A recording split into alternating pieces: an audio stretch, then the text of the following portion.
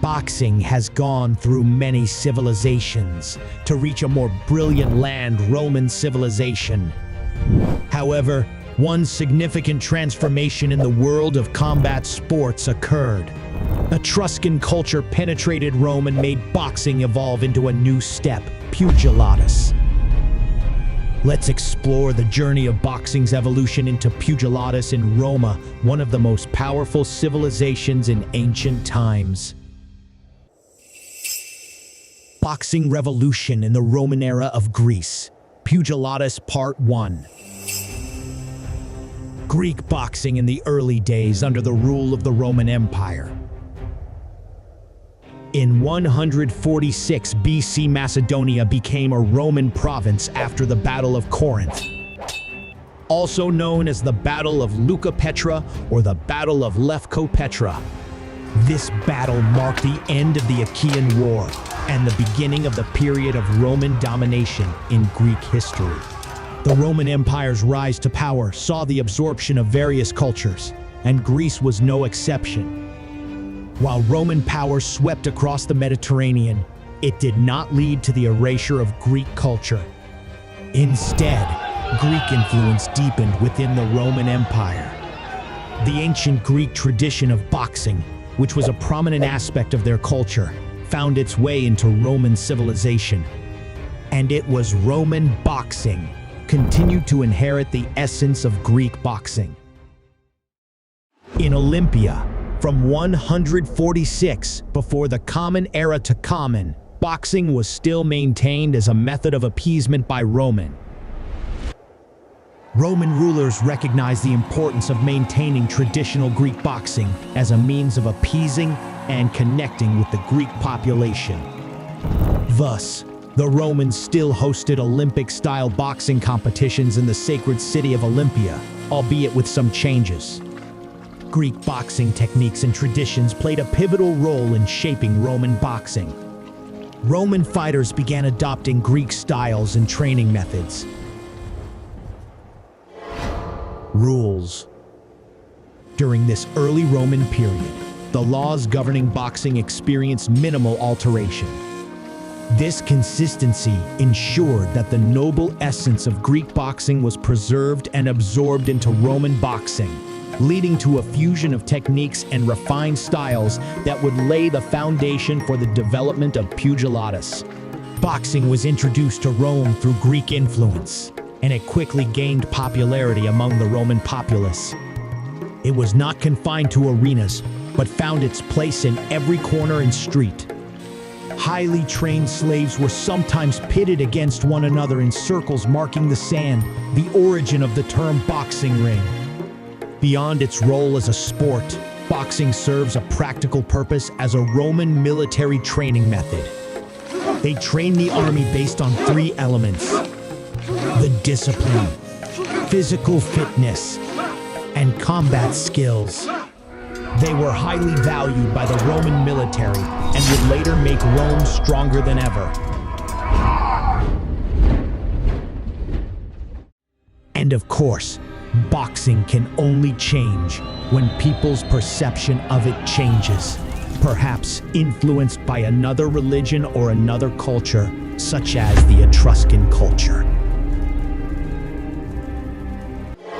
The Roman conquest and the influence of Etruscan culture on boxing.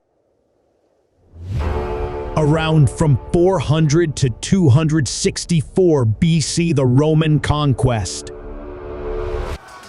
In Rome. With the rising power, Rome had been steadily expanding its territory and influence in Italy during the 3rd century before the Common Era. In Etruria.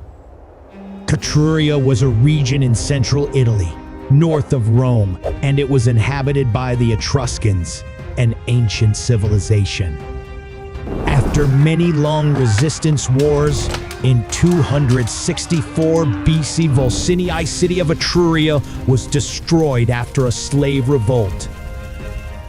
Rome, the eventual victor in the wars, absorbed all the quintessence of Etruria's culture, which was famous for its preference for strength and aggression. This strength and aggression would soon become a key, completely changing the direction of boxing under Roman domination. Around from 246 BC to 200 AD, influence of Etruscan culture on boxing. The Etruscans were the first superpower of the Western Mediterranean, but different from the Greeks. They derived pleasure from violent sports and rituals. A game in which a man was strapped and was sent to attack a dog with a club and a fabric wrapped around his face. He will fight until he defeats the ferocious animal, as a form of religious bloodletting. This early form of gladiator fighting was later imported by the Romans into boxing and other gladiatorial games. This also introduces a new form of boxing, Pugilatus. So, do you know why? Because ancient civilizations like Rome were under constant threat of attack from marauding tribes. Their culture was necessarily militaristic, with martial skills and strength, even ferocity being a prized attribute. Roman society sometimes considers compassion a vice, a moral defect, especially in the war to protect their home. Therefore, one of the primary purposes of boxing and other martial was to inoculate Roman citizens from this weakness. Romans instead prized virtues such as courage and conviction, virtus, a sense of duty to one's people, moderation and avoiding moderation, moderatio, forgiveness and understanding, clementia, fairness, severitas, and loyalty. How does Etruscan affect boxing? The most apparent manifestation of Etruscan influence on Roman boxing was the integration of Etruscan aggression into boxing techniques. As Romans interacted with the Etruscans and absorbed elements of their culture, the combat techniques of the Etruscans became an integral part of Roman boxing. They are relentless and intense fighting style, and the fervor found its way into Roman pugilism. Roman fighters, once known for their calculated and methodical approach, began to adopt a more aggressive stance and approach in the arena. This was also applied in training soldiers, strengthening the spiritual strength of the Roman army. This transformation not only altered the techniques employed, but also shifted the very mentality of Roman fighters. Etruscan influence on ancient Roman culture was profound. It was the standards of this period that led to changes in the ideals of martial arts, especially boxing. The birth of ancient Roman boxing, pugilatus. The combination of Greek finesse and Etruscan aggression led to the birth of pugilatus. Pugilatus emerged as a distinct form of boxing, marked by its unique blend of Greek and Etruscan influences. This new discipline emphasizes both skill and raw power. Pugilatus rules and techniques. In terms of technique and rules, Pugilatus and its Greek predecessor bore a resemblance. Weight classes were an alien concept. Time non-existent. The pugilist's fists could rain blows on a grounded adversary. Kicks in both forms remains a contentious issue. Nevertheless, within the ring, there were lines that could not be crossed. Deliberate eye gouging, blows to the nether regions, the ignorant act of biting. They were universally considered violations of the spirit of the sport. Gloves. The main difference between them was the gloves used instead of the hemantes. The Romans used the so-called cast. Castis is based on a Greek original, but the material is completely different. Instead of cowhide straps, Roman fighter gloves were made with metal knuckles that required sheepskin reinforcement that wrapped all the way up the shoulder. Besides, Custis were armed with spikes or blades in other regions beyond Rome. Cestus fighters seem to have had no form of body armor, apart from the cestus itself. Fight position. Another main difference was the fighting position, in which the boxer stood upwards instead of bending himself. When the fight ends, the match ending was also changed. The gladiators would fight until they could no longer continue or raise their middle finger to signal surrender. This was later added for safety measures. And even when they lose, fighters are still respected for their strength and courage. And the winner will get many things: honor, respect, admiration, and the cheers of the crowd. From the ceremonial donning of the caestus to the victorious laurel wreaths that adorned the champions, each element held special meaning. The role of Pugilatus in Roman culture.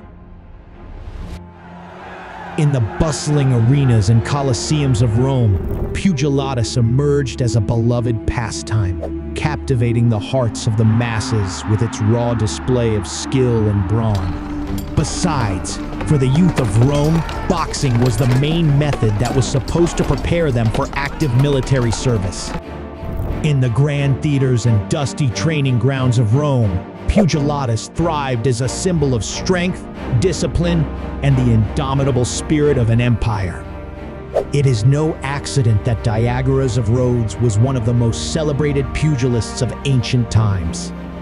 The victor at the 79th Olympiad is said to have never ducked, stooped, or sought to evade a single punch. Instead, the crowd favorite stood face on and took all that his opponent could throw at him while searching for his own knockout blow. You know that once someone has got to the Olympic Games, they are of a certain standard, so you just have that instant respect for them and their craft. When you box in the Olympics, there is hardly any trash talking, there are hardly any dirty stare-offs. It's just mutual respect, mutual love, because you have to respect someone who loves something you love also. This sense of dignity is one that cannot be denied, and this noble ideal is the most prominent. It will be far different from what boxing will face in the following period.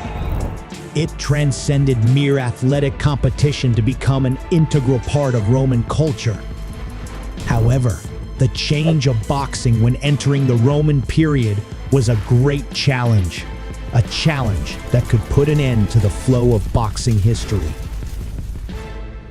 Let's look forward to the next part. The Heroic History of Boxing Part 4, Ancient Boxing in the Roman Era 2.